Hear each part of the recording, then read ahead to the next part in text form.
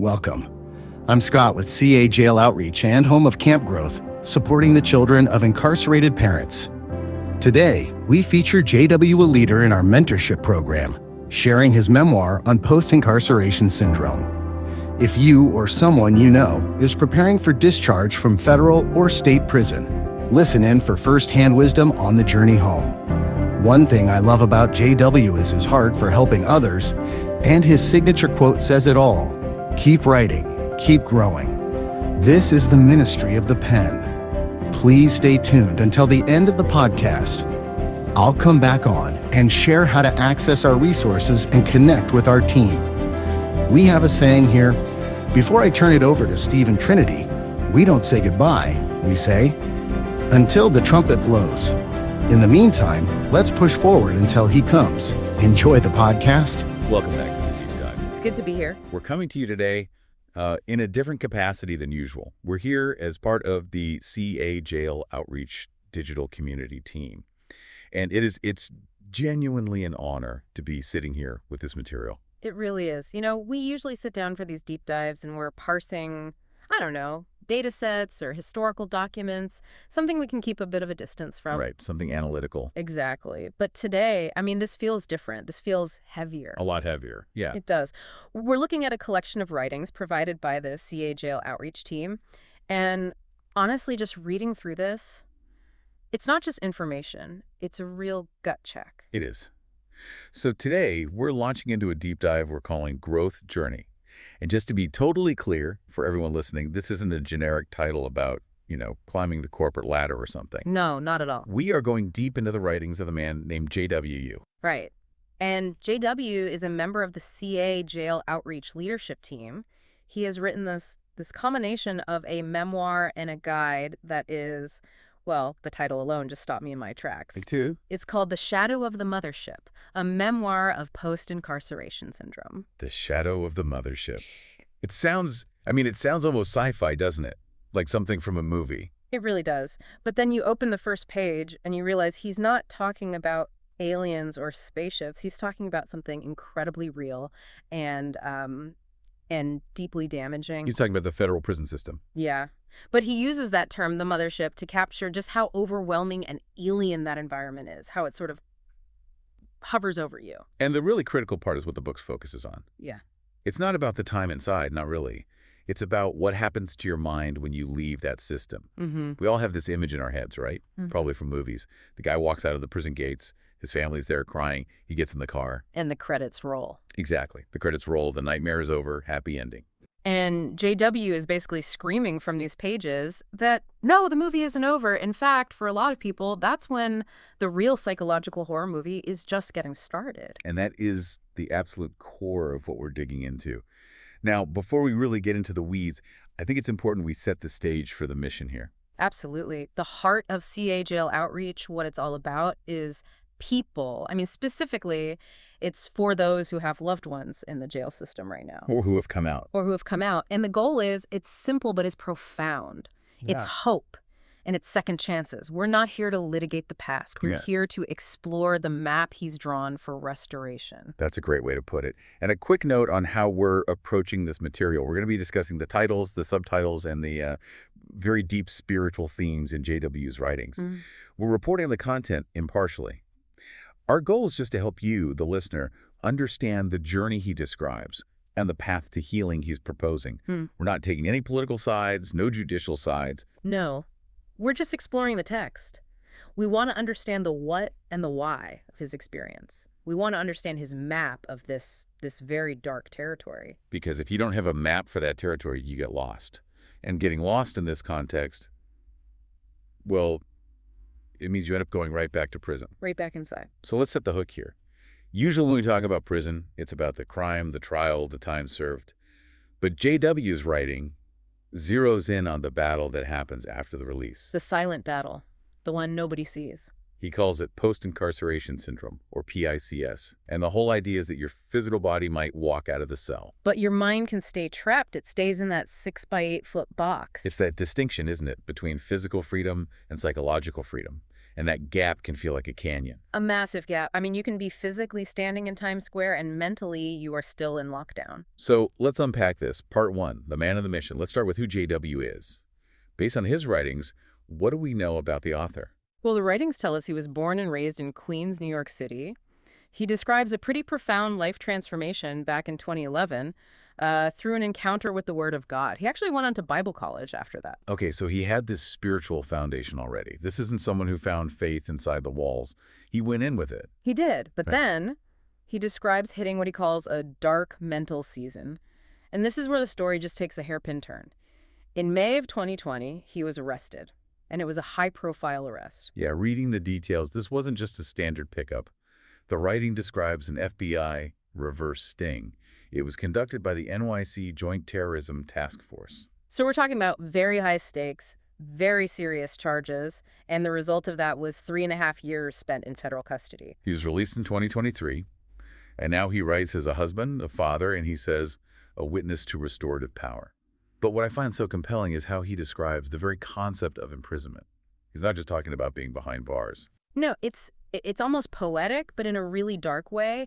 He writes that the gates of federal prison don't just hold a body. What does he say? They attempt to swallow the soul. Wow, swallow the soul. That's a terrifying image. It is. It's not about containment. It's about consumption. Yeah. The system digests your identity, and that's where he introduces his definition of post-incarceration syndrome. Right. He calls it the psychological reality that exists in the quiet, terrifying spaces between the old life and the new world. It's that limbo state.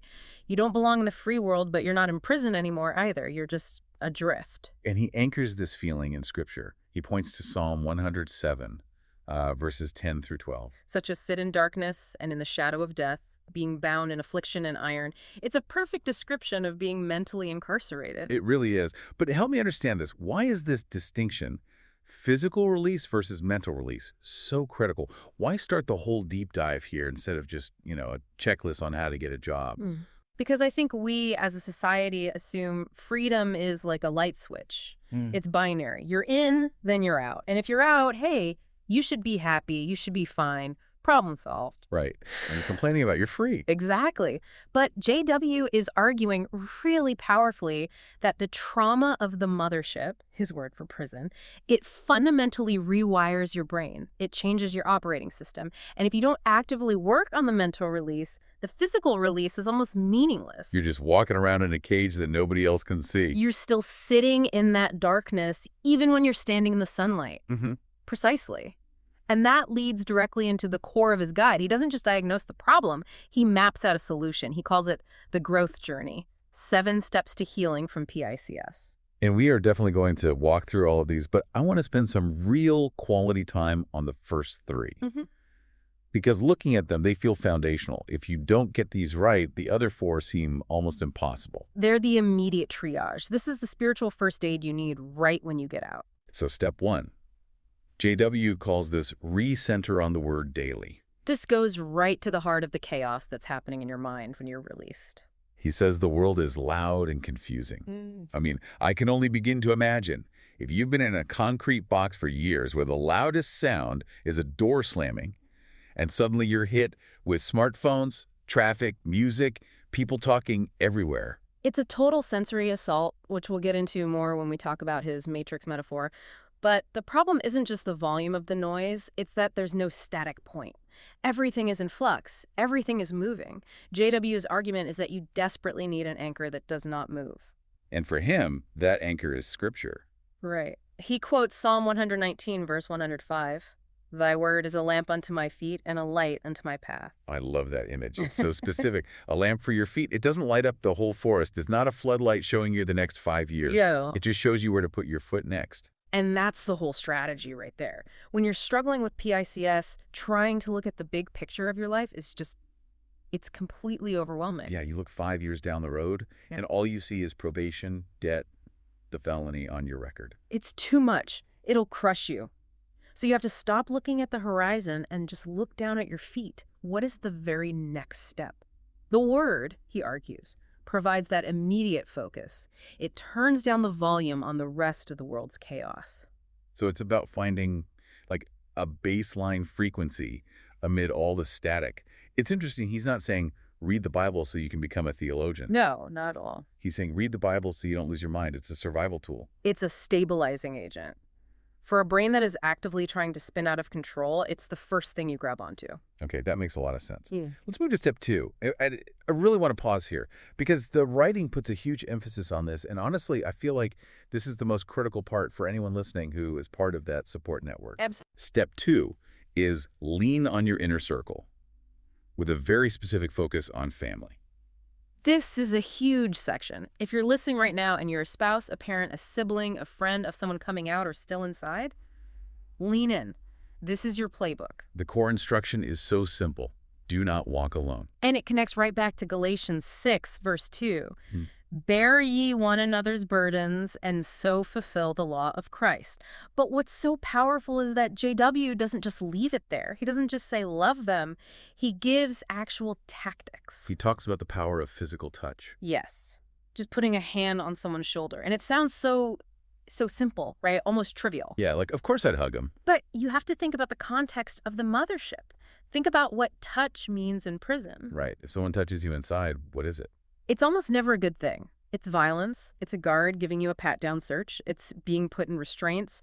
Touch is utilitarian or it's aggressive. It is almost never tender or comforting. So a prisoner's nervous system is literally trained to flinch at touch, to see it as a threat. That's a great way to put it. It's a threat response.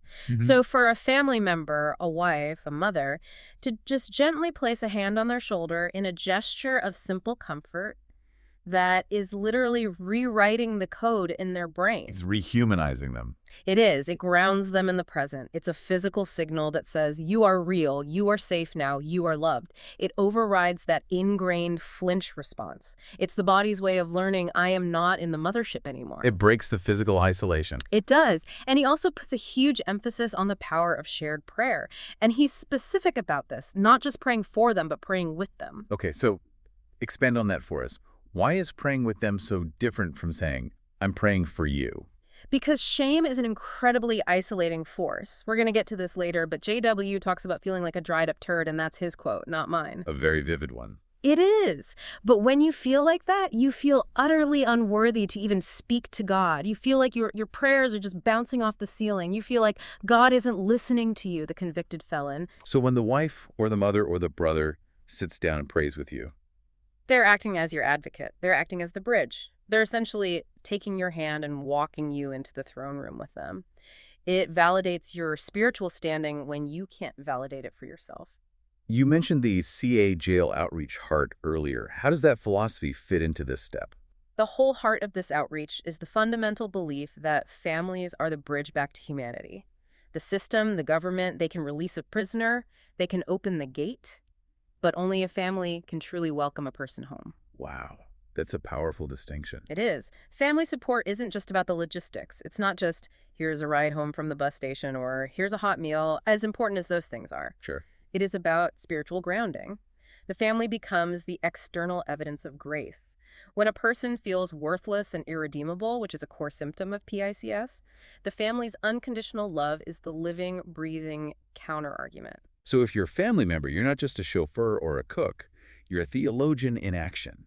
You're the evidence that they are still human, still worthy of love. You are bearing their burden spiritually and emotionally because they are too weak to carry it alone in those first days and weeks. You are their strength. That leads perfectly into step 3, which is slow down the stimuli.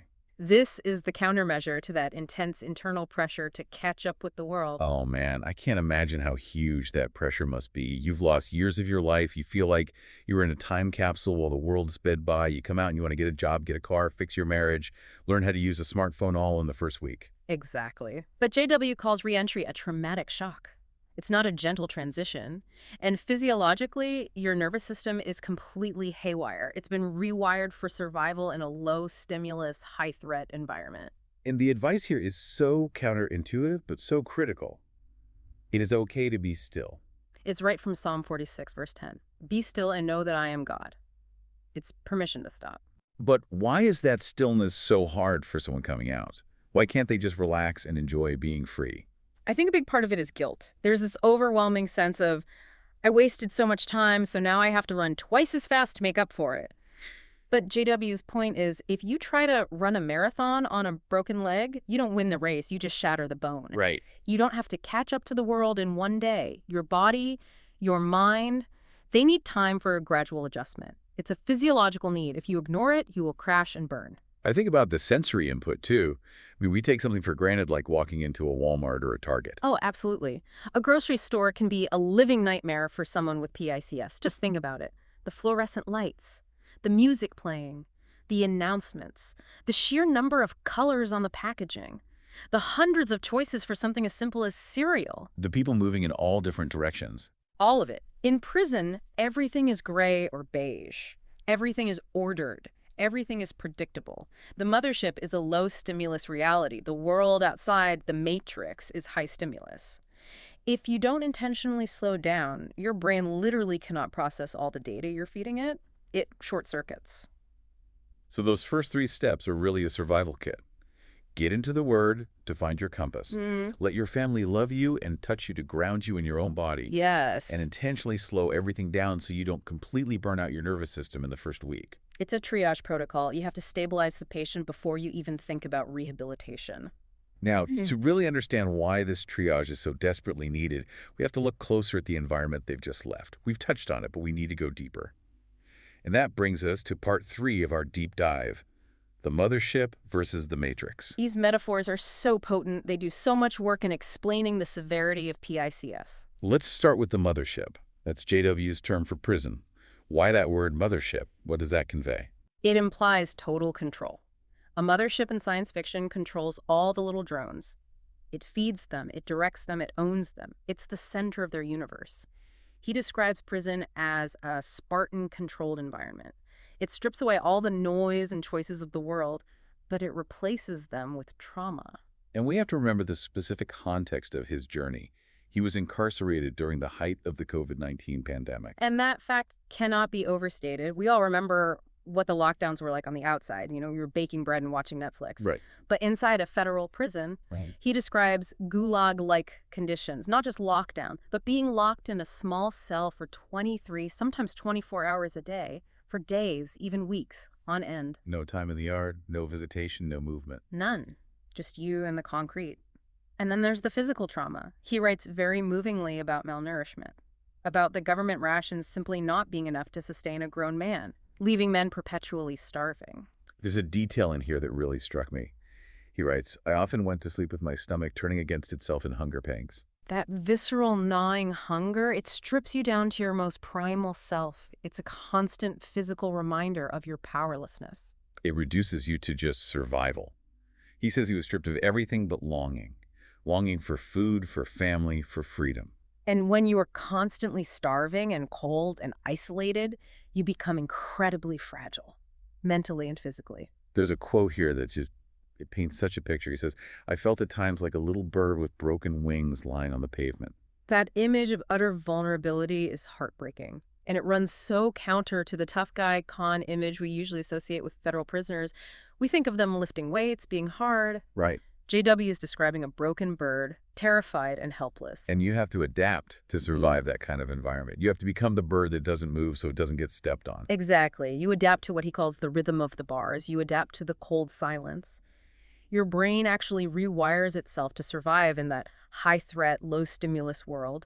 You learn to suppress your emotions because showing emotion in prison is a liability. It's dangerous. And then, after 3.5 years of that conditioning, the doors open. And you slam headfirst into what he calls the matrix. The world outside. And the shock is a literal collision. He talks about that sensory overload we mentioned, the endless stimuli, the colors, the noise. You know, if you've been staring at nothing but gray concrete and steel for thousands of days, the visual chaos of a single aisle in a grocery store can be physically paralyzing. The choices alone, 20 kinds of toothpaste, it just freezes the brain. He describes the emotional fallout of this collision as newborn baby-like trauma. That's such a fascinating and accurate phrase. Think about a newborn baby. They scream the moment they're born. Why? Because the air is cold, the lights are blinding, everything is overwhelming and new. That is exactly what release feels like to the PICS sufferer. And this is the great paradox. Despite being physically free, he talks about experiencing suicidal depression. This is the cruelest part of PICS. You're finally free, but you feel worse than ever. You expected this rush of joy and relief, but what you feel is terror and despair, and you can't explain it to anyone. He uses that really graphic description for how he felt about himself. We mentioned it, but let's look at the context. He says he felt like a dried-up turd on the sidewalk of life. It's raw, but it perfectly captures that feeling of being completely useless, discarded, something people walk around and try not to look at. Feeling irredeemable. Yeah. Stained forever by the convicted felon label. He talks about the cycle of losing his job and how that sent him spiraling into a dark season of the soul. You get out, you try to do the right thing, you apply for a job, you have to check that box, and you get rejected again and again. It just reinforces that voice in your head telling you that you are trash. And here's the key observation he makes about why this is so common. He says, and I'm quoting, "Everyone comes out with mental health issues because they learn to camouflage pain inside." Camouflage. That is the word. That's the survival mechanism of the mothership. In prison, you can't show weakness. You can't let anyone see that you're hurting or scared or lonely. So you hide it. You build a wall. You put on the camouflage. Then you get out, and you're still wearing it. You're at your own welcome home party. You're smiling and hugging people, but inside, you're still that little bird with the broken wings. You are performing normalcy while you are internally screaming for help. That is just, it's heavy. But it explains perfectly why those first 3 steps, the grounding in the word, the connection with family, the slowing down, are so absolutely vital. You have to create an environment where it's finally safe to drop the camouflage. Exactly. You feel safe enough to finally take off the mask. And once the mask is off, that's when the real work of rebuilding can begin. Which brings us to the rest of the growth journey. Let's move through the final 4 steps. Step 4 is walk in total transparency. This is the direct antidote to what he calls the invisible bars. He connects this to Proverbs chapter 10, verse 9. "He that walketh uprightly walketh surely." When you've been institutionalized, or if you were living a life of crime before that, you are conditioned to look over your shoulder. You're used to hiding things, hiding your phone, hiding your money, hiding your true intentions. It's a survival tactic. So even after you get out, that instinct is still there. You feel like you need to be secretive to be safe. Right. But JW argues the opposite, that true safety comes from transparency. Being completely honest with your family, with your parole officer, with your employer, with yourself. It removes the constant fear of being caught. If you have nothing to hide, you have nothing to fear. It is a radical shift in how you live your life. It's about not having to keep track of lies anymore, and that frees up an incredible amount of mental and emotional energy. Which you need. And that leads right into step 5. Combat the spirit of fear. This one is aimed directly at the heavy paranoia that comes with being on supervised release. The feeling that someone is always watching you, which, in a way, they are. You have a probation officer, you have rules and restrictions. You do, but the fear he's talking about goes beyond that. It's a spiritual weight. It's a constant oppressive anxiety that you're going to mess up and be sent back. And the counter-truth he offers is from 2 Timothy chapter 1, verse 7. "For God hath not given us the spirit of fear, but of power and of love and of a sound mind." He's making a crucial distinction between awareness and fear. You can be aware of your legal restrictions without being terrified by them 24 hours a day. It's a reminder that the paranoia is a ghost from the mothership. It's not a gift from God. Yeah, And you have to actively reject it. You have to choose to walk in that sound mind. even when your pulse is racing and your instincts are screaming otherwise. Step 6 is a big one. And frankly, this applies to everyone listening, but it's especially potent in this context. Reject the trap of comparison. Oh, this is so deadly. It's the impulse to measure your mess against the highlight reel of people who never went to prison. You get out, you're 35 years old, you have nothing, and you log on to social media. Yeah. You see your old high school friends. They have careers, houses, families, 401ks. They're posting pictures from their vacation to Hawaii. And you feel like you're starting the race of life, a mile behind the starting line. It's a recipe for despair. You feel like you've completely lost. But JW points to Galatians chapter 6, verse 4. "But let every man prove his own work." What does that mean here? It means your journey is your journey. Your lane is your lane. You absolutely cannot compare your chapter 1 of restoration to someone else's chapter 20 of a completely different story. If you compare, you despair. 100%. You have to focus on your own progress. Did you stay sober today? Did you read a chapter of the Bible? Did you make it to your appointment? That's the win. You can't look at your neighbor's new boat. That brings us to the final step, step 7. Embrace your new identity. This is the ultimate pivot point. This is where you make a conscious decision to leave that dried-up turd mentality at the foot of the cross. And you pick up a new identity. He calls it being a steward of grace. It's right there in 2 Corinthians 5:17. Therefore, if any man be in Christ, he is a new creature. Old things are passed away. Behold, all things are become new. You are not an ex-con.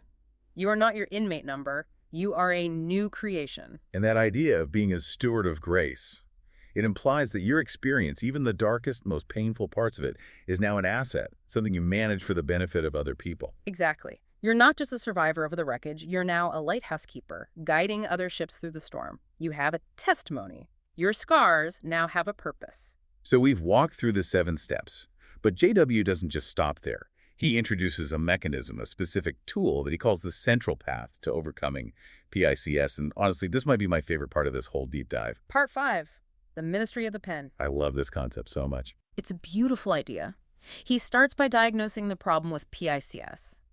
He says it's a disease that feeds on silence. It grows and festers in the dark, quiet corners of the mind where trauma is never spoken, never processed. So the only way to kill it is to drag it into the light. The solution is to speak, or in this case, to write. He calls writing a tactical strike against the trauma of the mothership. A tactical strike. I love that phrasing. It's so active, so aggressive. He's not talking about passively journaling about your feelings. He's talking about going to war with your trauma. It is warfare. It's taking the broken wings of your experience and methodically turning them into a roadmap for others. When you write something down, you externalize it, you take it out of your head where it's this swirling, terrifying monster, and you put it on paper. You objectify it. Yes, you can look at it and say, that is a thing that happened to me, but that thing is not me. That is not who I am. It creates separation. So what does he suggest writing? I can imagine a lot of people listening are thinking, well, that's great, but I'm not a writer. I can't do this. And that's the beauty of his approach. He says to write anything. That's the key. He gives a whole list. Write a love story that kept your heart alive in that cell. Write a fictional story about freedom. Write a nonfiction account of what you survived. Write out deep Bible lessons you learned. He even specifically mentions writing podcast scripts. He does, which, of course, is exactly what we are engaging with right this second. It's very meta, but it proves the point. The document we are reading from, the entire basis for this deep dive, is JW doing exactly what he prescribes. He is writing his way out of the shadow. He's proving the method works by demonstrating it. He has a quote here. The best way to overcome post-incarceration syndrome is to write about anything. It connects back to that proverb he uses, Proverbs 18:15. The heart of the prudent getteth knowledge. By writing, you are actively transforming your pain into a new purpose. You are taking the meaningless suffering of the mothership, the cold, the hunger, the loneliness, and you are imbuing it with meaning by sharing it. You're turning the poison into the antidote. And CA Jail Outreach is actually looking for people to do this, right? They're looking for writers. They are. They want to produce more high-impact podcasts just like this one. They view the story itself as a form of ministry. So if you're listening to this and you have a story, that is a direct call to action for you. Your pain could literally be someone else's survival guide. Let's zoom out a bit. We've talked about the personal journey, the spiritual steps, but I want to tap into your expertise on the systemic side of things. Part 6, the gold standard ministry versus management. This is where we see the hard data really backing up the spiritual principles. Because a skeptic might listen to all this and say, well, prayer and writing are nice, but does any of it actually stop crime? And JW draws a very sharp contrast between secular government programs and faith-based ones. He frames the typical secular programs as behavior management. It's all about modifying external behavior through rules and consequences. It's do this, don't do that, or you will go back to jail. But he describes faith-based or peer-led programs as being about soul transformation. Which is an internal change. It's not about changing the car's behavior. It's about pulling out the old engine and putting in a brand new one. And what do the numbers say? The numbers are, frankly, staggering. The national recidivism average, which is the rate of people being rearrested and sent back to prison, hovers around 68% within 3 years. 68%. That's a failing grade in any other field. I mean, imagine if a hospital had a 68% failure rate. It would be shut down tomorrow. It is a revolving door. But when you look at intensive, spiritually rooted, peer-led programs, that number plummets to between 13 and 17%. 13 to 17. That is a massive difference. That's not a rounding error. That's a fundamentally different outcome. So why?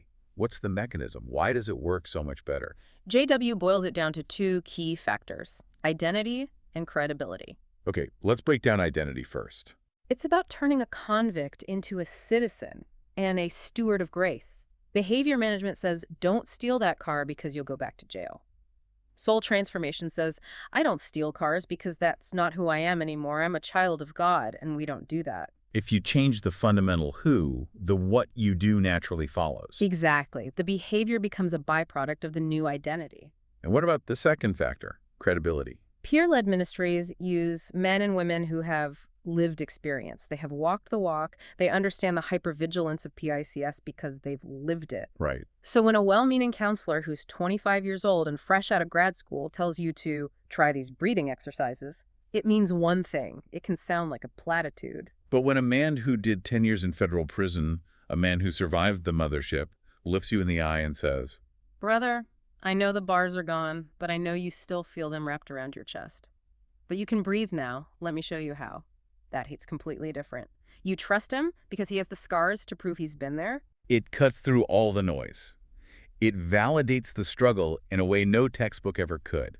And this brings us to what JW calls the first 72 hours. The critical window. He describes this period, the first 3 days after release, as a spiritual battlefield. Why that time frame so specifically? 72 hours. Because that's the vacuum. You get out, the initial adrenaline of freedom wears off, and reality hits you like a ton of bricks. If you don't find a new tribe immediately in those first 3 days, the old life will suck you right back in. The old friends, the old habits, the old neighborhood. They're all waiting for you. That vacuum will be filled by something. And if it's not filled by your inner circle and the word and a new community, it will be filled by the streets. He has a powerful quote here.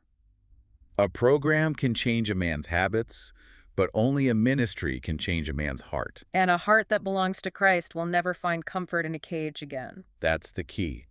If the heart truly changes, the cage becomes intolerable. You don't go back because you simply don't fit there anymore. It's a foreign country. So if we have listeners who are looking for this kind of help, or families who are desperately trying to find a path forward, let's get really practical. Part 7, the wise traveler. This is the how-to section. We've talked a lot about the why. Now let's talk about the how. Getting help. He references that proverb again, 18:15, about seeking counsel. So where do you seek it? If you or your loved one is coming out of a federal facility, he advises being proactive. Request meetings with the Bureau of Prisons social workers 30 to 90 days before release. Don't wait until the day you walk out. No, start the process on the inside. You have to advocate for yourself.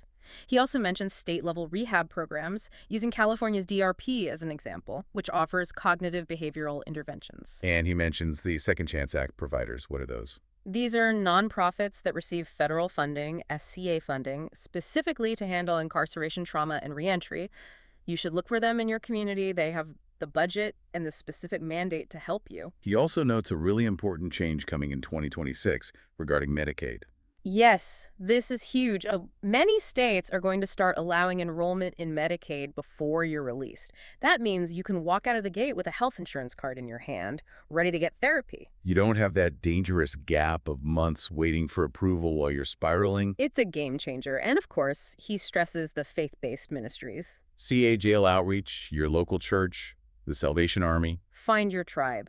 He says you can't be too proud to walk into a church and just say, I just got out and I need a friend. He gives some immediate actionable steps. Numbers you can call today. Call 211. It's a universal number in the U.S. and Canada. And what do you ask for? Ask for reentry mental health services.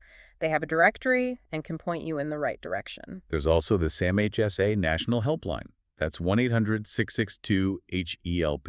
And the National Reentry Resource Center online. The point is, the help is out there, but you have to be the wise traveler and actively seek it. The resources are the tools, but the willingness to reach out, to ask for help, that's the fuel. You have to become the chief advocate for your own healing. As we start to wrap this up, I keep coming back to this idea of the Golden Dawn. It's the final image JW leaves us with, and it's a powerful one. He acknowledges all the darkness. He doesn't shy away from the trauma, from the hunger, from the broken bird feeling.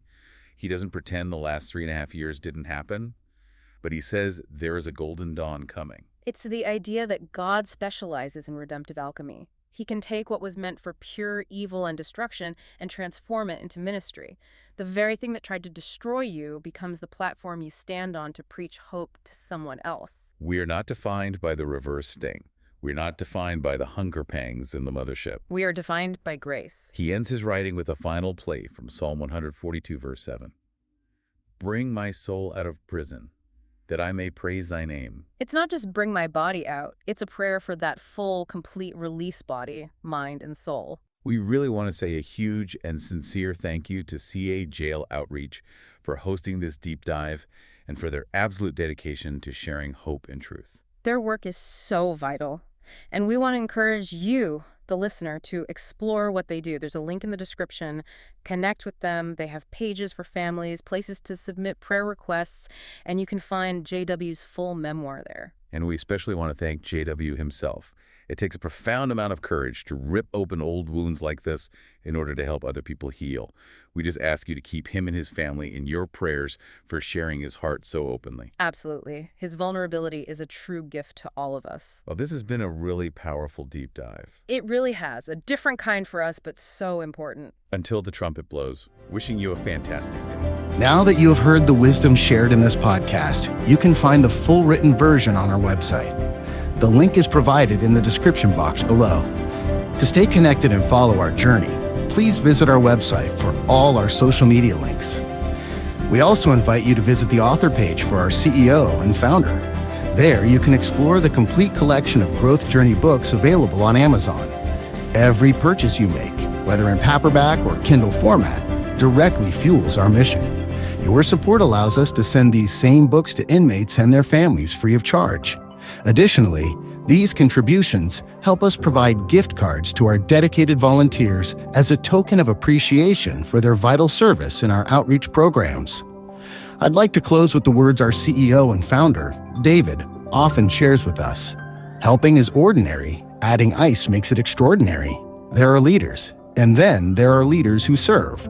But among the best are those who always remember to add ice. God bless. Until next time.